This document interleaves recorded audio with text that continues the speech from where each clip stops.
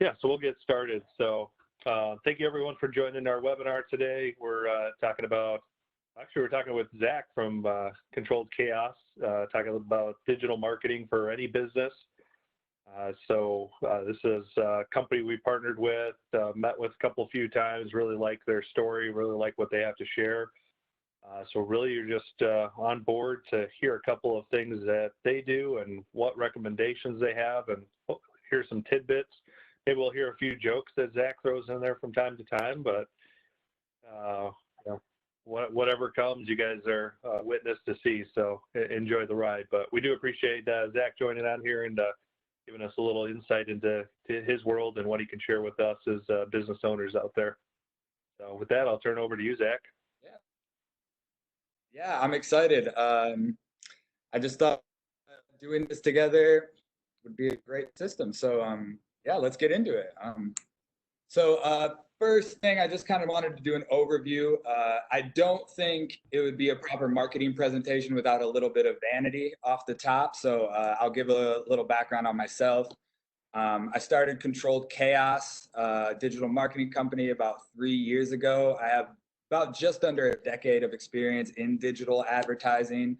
I got my start right out of college writing up the classified ads in newspapers. People would call in and I'd write them up, and started working my way up to sales, and then started doing management of paid search and display campaigns.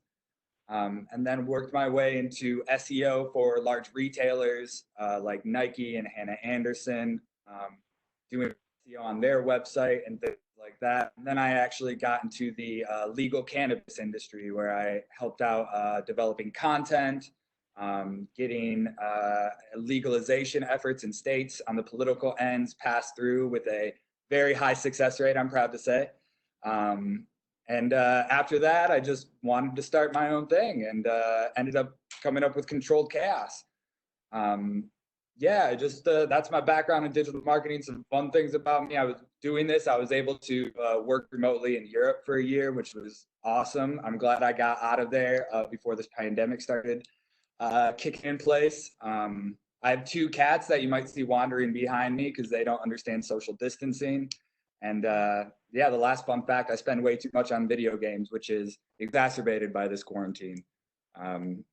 So yeah, that's a little background on me. This presentation, I wanted to really go over kind of the crux of Controlled Chaos, what we do, the benefits of it for everybody, all organizations, and a wide array of industries.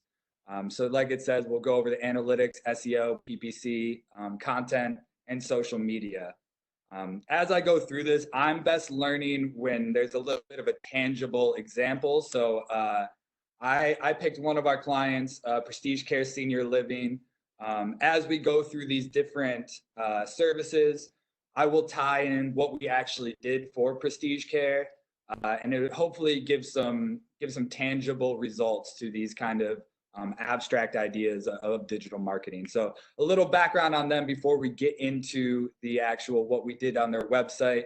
They're an assisted living, independent living, memory care, and rehabilitation business. They operate in 7 states on the West Coast. I colored them in for you right there. And they brought us on really to do the whole thing: SEO, PPC, content, social media, and analytics.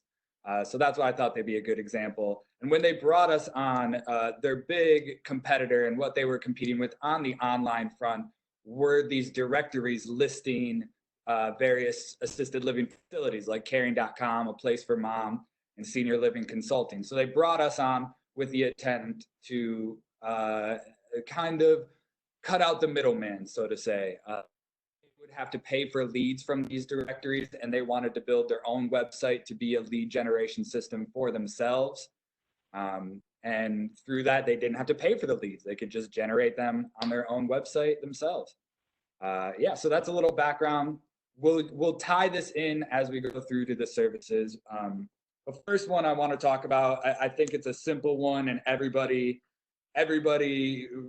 at least is aware of it, but I don't know if they really have a system to it, and that's web analytics.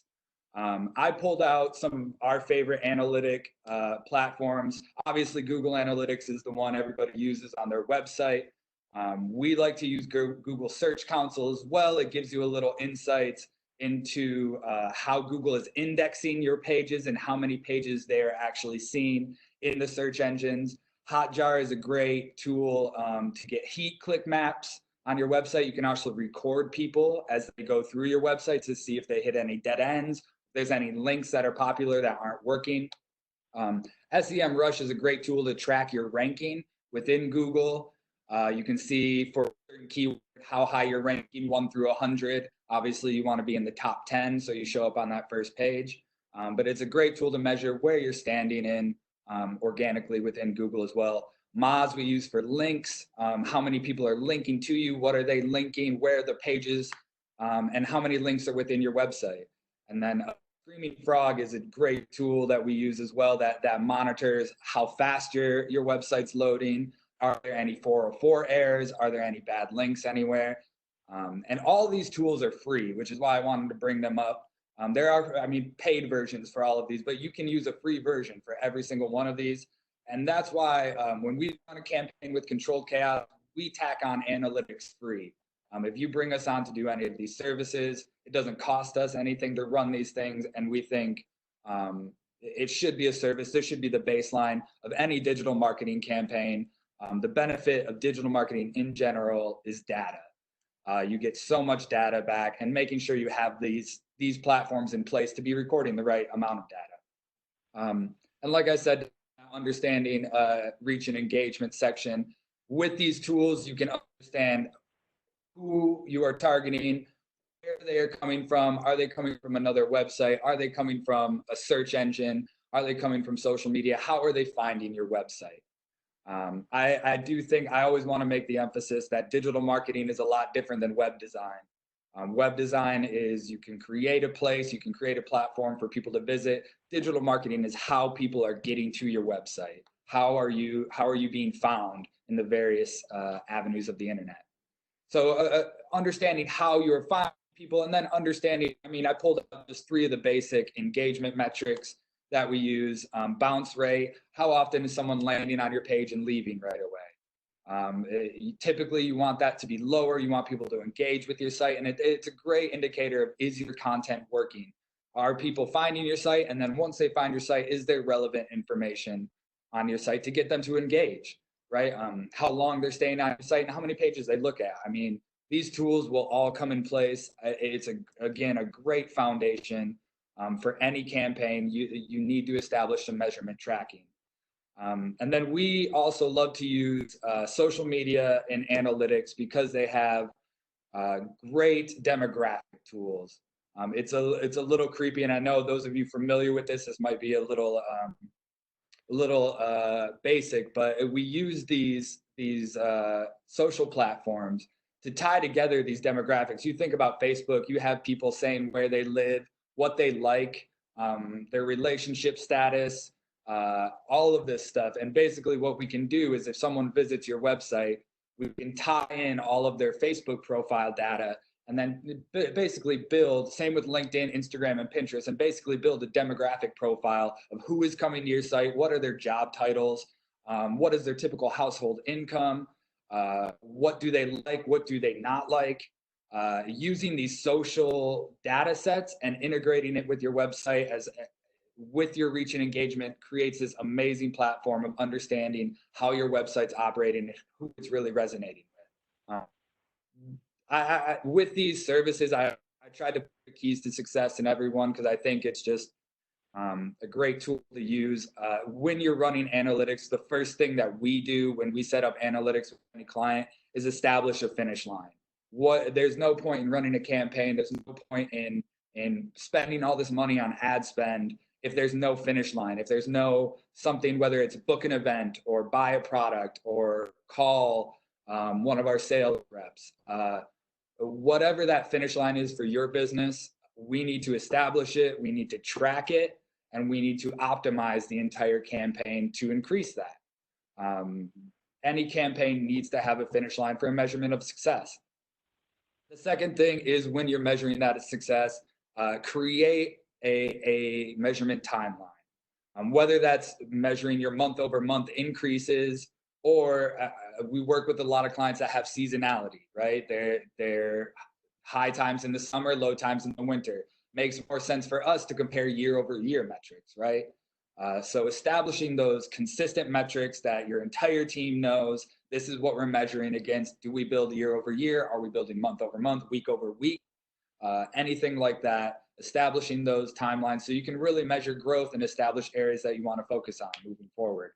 And then I'm a big proponent, the last one is giving access to everybody. Your analytics, especially your web analytics. Your sales team, it might be useful to them. You never know. Somebody might be sparked by these analytics and be able to use it in a sales meeting. I find a lot of marketing teams tend to keep the analytics tight knit, and I just don't think that's the way to go. I think you share it with everybody that you feel like could use it. And even if you don't feel like you can use that, give them access because it might become relevant in the future. Used to asking questions. So with that, let's get into Prestige. So with Prestige, the first thing that we did was establish a finish line. I pulled this form. This was the goal of the campaign, right? We placed this form on all over the website on various different pages. And my recommendation for any company, especially if your goal is a form fill, keep the amount of fields to a minimum. Baseline, what you need to know when they submit this. The more forms you have, the less likely people, or the more fields you have, the less likely people are going to be willing to submit it. You notice we only have 4: first name, last name, email, and zip code. That's all we needed. We don't need a message field. We don't need a phone number field. If this is the information we need, that's all we're going to do. And that's our baseline, right? Our entire campaign is based around developing these leads and getting these leads to the various locations. I pulled this heat map. It's a little hard to see right here, but we put in Hotjar to get a heat map. You can see near the top right, there's a little red circle. So what we did off the bat was measure where people are clicking. They're going to the website. What are people searching out once they get to the website? And that little heat spot in the top right is actually the locations button. So that is when they click on that, they have 84 different locations throughout the West Coast.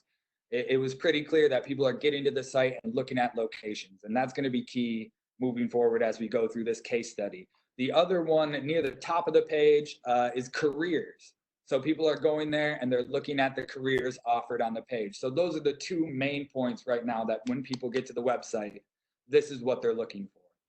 So that ties into as we go into their demographic information. Like I said, we tied together all media platforms and we pulled a demographic profile for them.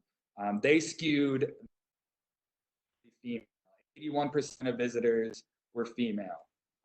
Their age demographics also brought an interesting piece because you can see the little spike in 25 to 34. That is all careers people that is their typical people that are going here for careers. So we understand if that's the age demographic, they're going to be looking for careers on the most part. And then we do see the spike in the 55 to 65 and a little one in the 45 to 54. The 55 to 65 plus, that's going to be residents. They're an assisted living community. Obviously, they skew older. These are people looking for their own facility or residence to move into. With a 45 to 54, we actually found was adult children of these people who are looking to place their parent into a facility. So there's 3 different demographics right off the top. We have the people looking for careers, we have the adult children looking for their parents, and then we have the actual residents. So we can tailor messaging, we can tailor the website to these 3 demographics. Looking at the bottom left chart, we kind of saw how people were getting to their site. Most of it was organic search. People would start with a general search. They'd be looking up assisted living, they'd be looking up memory care, things like that, and that's how they made to the site. The direct traffic is interesting because when we first got on, direct traffic is when people type it in or they have it bookmarked right into the URL. That we found was mostly internal employees. And that I put this in there for that point is when you place in Google Analytics, a lot of times people will forget to put in filters on your internal employee ID. Your analytics should be showing customer data. If you're getting employee data on within your Google Analytics, within your web analytics, it's going to skew the information because they interact with the website differently than customers. So putting filters in place is really important when it comes to analytics. And then you can see the other stuff that we found. 2/3 had a college degree. Most of them were homeowners, so they're looking to move out of their home. And then what I like about the social media trackers is they give us some affinity demographics, some abstract connections that you wouldn't normally make when you're just kind of guessing about your demographic. We found a lot of them were avid local news readers. Many of them were jazz enthusiasts, which is, I mean, hindsight's 2020. You'd expect that, but hey, it's nice to have some data behind it. And then the third one is football fans, especially the Seattle Seahawks. There was a huge affinity towards the Seattle Seahawks with people that visited their site because they're located in the Pacific Northwest. So this is just an example of what we can get from these basic and free programs. You can learn a lot about your demographic, and it'll help all of these other campaigns and digital marketing initiatives as we move forward. So with that, first SEO. There we go. Okay. So first things SEO. This is basically optimizing your website to fit within Google's algorithm and Bing's algorithm and DuckDuckGo, all of those search engines. They all have an algorithm that they use to naturally rank websites. So when someone searches, they get the most relevant search at the top. And basically what we do, and this is where I differentiate between web design, is you can create a great website and have great content, but if you don't structure things on the back end to fit within Google's algorithm, you're not going to be found. So basically, the first step we do with any client is establish search trends. For a new client or a new business or a new website, the first step is always establishing your branded search. The step is if someone's searching out your brand name, your specific name, are you there? Are you relevant? Are you taking up as much real estate as possible? That is step one, because if you're not there, you're missing out on so many people. You already have them to the point where they're looking up your brand name. We don't want to miss out on getting them to your website if they're searching you out. Second step to that is if they're looking for generic products or services that you offer. If they're searching a specific product, are you there? Are you there? If they're searching for prestige care, assisted living, are they ranking there? And that's the second step in SEO, establishing pages in different areas of the website that would rank for these general keywords. And then the last one is questions. And this is a great one. It's one of the most commonly searched things in Google. I think we've all done it. Just search a question. And this is a great get for a lot of businesses. You can become a thought leader. You can become an industry leader for people searching out questions within your industry. And this is a great way. This is the purpose why a lot of SEO people will tell you to write blogs, right? If you establish a page that has credentials in a question, you're going to get a ton of traffic. So when you look at search, I mean, basically after that, SEO be divided into two main pillars: authority and relevancy. Authority is basically how many times, I listed a bunch of authority metrics right there. How many links do you have within your website? How many outside linking domains are linking to you? I mean, it's a pretty established fact. If you have a bunch of websites linking to you, Google thinks you're a great resource for this information, so they're going to rank you higher. And how many times are you linking to other websites? Nobody wants to have a dead end of a website. It's called the web for a reason, right? It's designed to be moving through these different websites, and it's a dead ends or enough. How much fresh content do you put on your website? How stale is it? And then how long has your website actually been live? That's a huge component within SEO as well. New websites have a tough time. I mean, besides all the linkings, they just have a tough time ranking because of the lifetime of the website. And then also we monitor, make sure all of these links aren't just going to your homepage, link to the deeper parts, the deeper pages of your website. So all of those go into your authority. And we do it through four main ways to try to get more links to a website. Directories are a great tool. You're in control of them. We have a list of about 200 directories that we use. Google My Business, Yelp is a directory, all of those things. Getting your business just listed on there and getting that to your website is a huge get. Forums are a great tool to use. If you have industry forums that you use, Reddit, subreddits, all of those things that you can put out your own user content and link back to your website is a great get as well. Reviews are an obvious one as well. And then any press that you get, anything written about you, it is a very easy thing to write it to. If you get a little press briefing, or when you're being interviewed by press, just say, hey, if you're going to mention my company, please include a link to our website. That's something that's really overlooked with companies, and it's a really easy get. And those press websites have a huge authority. So getting a link for those press websites to your website is a great SEO get. You get a lot of authority for that. The next part is relevant keyword used on your website, and how natural is it used on your website. The easiest thing to do that we do right away is what's called metadata. This isn't necessarily content on the web page, but it's structured within your page, so it pulls it within Google. I pulled our company's metadata right there, so you can see the top part's the page title. We use our brand name. We say it's the home page. And then the second part that's a lot overlooked as well is the green, the URL. Structuring your new pages in the URL to contain keywords and not just having the natural whatever the generated URL, the natural generated URL is a great get. Include keywords in your URL as well. And then the third part is meta description. You can see ours down there in the gray text. We were trying to get Grand Rapids digital marketing. We do Google Analytics and SEO and PPC. So we include those all into the metadata to try to build relevancy for those keywords that we're going for. And then other ways you can do it, obviously, Google's going to crawl the actual content on your page. So using keywords within your page.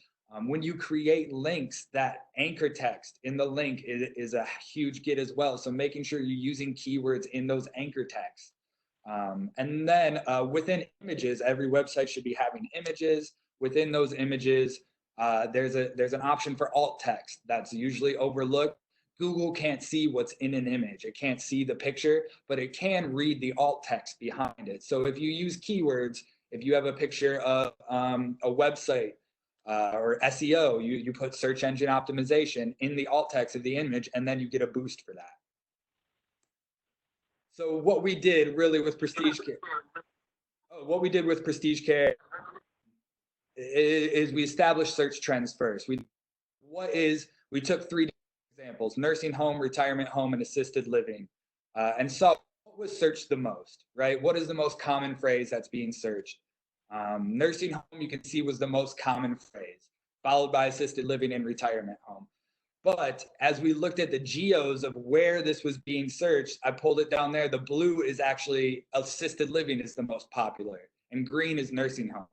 Whether that's whether that's West Coast is a little more politically correct, I don't know, but assisted living was the most common phrase over there. So since their locations are on the West Coast, we decided to frame the website to get assisted living based keywords.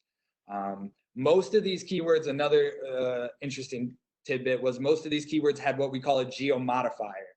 So when we saw people clicking on that locations page, a lot of people were doing assisted living Portland, Oregon, assisted living Tempe, Arizona.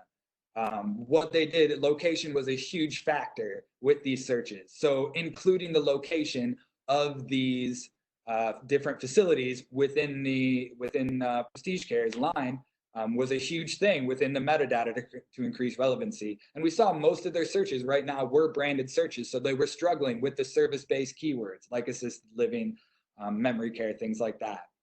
So with the data optimizations, I pulled an example for you right there. I mean, we changed it. We did a Portland assisted living right title. The name of the place is Summer Place, and then we included the brand name. So right off the bat, we're trying to get the location. We're trying to get the service base. And then you can see in the meta description, we added Alzheimer's and dementia care, because people looking for those keywords, we wanted to add relevancy to that as well. In addition, we push directories really hard, getting each facility listed on directories, and then reviews. We really pushed getting reviews for each of these locations as well. And you can see the results on the bottom, a huge amount of spike in traffic after we did this, especially to their individual location pages. And we were finding new users. And we built it up to 2/3 of their web leads that we were getting were coming from organic search, which is great because organic search is free to click and it's free traffic to your website. So used to asking questions, it's like natural. Like, okay, I'll keep going. I'll get at the end. Well, okay. we are getting close to that time too. So that half hour goes by quick. Yeah, I went through that very fast. So I guess we'll go and we'll get to questions right off the bat. That was just SEO, but then we can go through PPC and everything as well eventually. But yeah, any questions or anything? Yeah, if anyone wants to raise their hand on the tool, I can unmute you if you want to talk, or you can use the chat feature built in. We have a decent sized group, so I'm a little afraid to unmute everybody, especially since everyone's working from home. We might have dogs and kids in the background. At least that's my case most of the day this time. But there's chat feature right into the meeting. If anyone has a specific question, while you guys are thinking of a question to post or something along those lines, I will say that a lot of these features we've talked to Controlled Chaos about, and it's great information, and I think a lot of people can do it on their own, but just like everything, what do you have time for? So we've definitely talked to Controlled Chaos about taking some of that on to help filter through that data, take a look at it, plus they're experts on how to do that within their business. So it makes it a little bit easier to, it's kind of like, anything you look at, you can learn it yourself, you can do it yourself, but a lot of things that we look at through BCS is, and partners that we work with is, who's the expert in that field. So that's one of the things we like about Controlled Chaos. We do have a question out there. How soon can I normally see the increase of traffic to my website? So Zach, from your experience, what do you guys typically see? So usually, I mean, when you make updates to a website, especially on the SEO front, give yourself 3 months. It takes a while for the indexing to take place. Google reevaluates your website and then it ups your rank. So we usually do it in 3-month chunks. We make updates, see it over 3 months, and then make updates after that. That's a great question. Perfect. Any other questions out there? Yeah. I'm very long-winded, and I apologize for that. I just nerd out about this stuff. So yeah, I appreciate it, Lance. No, any other questions or anything? Yeah, what is the best ROI, SEO, or PPC? I would say term PPC, long-term SEO. The benefits of PPC is it's instant. You turn it on, you get traffic that day. So, and for anyone listening too, so SEO is that search engine optimization. Your PPC is going to be pay-per-click. That's about the extent of my knowledge on this, Zach. So yeah. So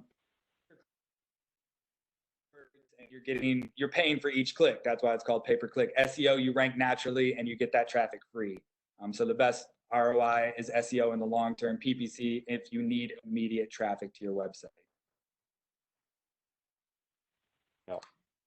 And I think you guys have shared with us too, just from our business perspective, same thing, right? If you want some quick hits, maybe not the best of leads, but you'll get some activity, pay-per-click, right? You buy the leads, you buy the attention, but your SEO is your long-term platform, and it's something you continue to invest in and grow in, and more of a long-term strategy. Another question that came in is, how do you determine cost? Oh, sorry.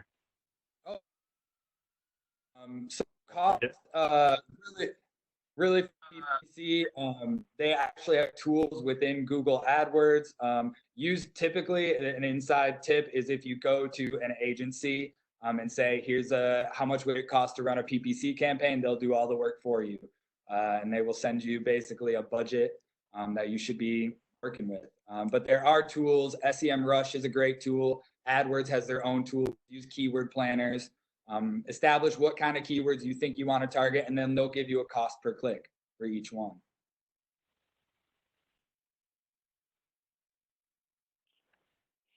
Perfect. And since we did start a couple minutes late, anyone else have some other questions out there? I think this is good content. And we talked before this, we'll probably do another webinar as well to get through some more content as we had a pretty good turnout. So I think people are interested. I'm not sure if everyone is business owners, marketing. I know a few people we talked to beforehand, but we find it's valuable information to get out there too. Yeah, I'm happy to do it again and then shorten it up. Absolutely. Another question came in, can I share this video with other businesses? I know we intended on making this recording available. Zach, comfortable with that as well? Absolutely. Free to share. All right, so we'll make this available out to everyone. So if you knew someone that you wanted to see it and they didn't make it, we'll make sure that you, all the attendees here, and then anyone else that registered that wasn't able to make it, we'll make sure everyone gets a copy, and continue to watch for more webinars. We'll get some more information out there for everyone as well. So Zach, thank you so much for the time, and Control Chaos for doing what you guys do best. Yeah, no. Thank you, everybody. Have a great day. Stay safe and sane.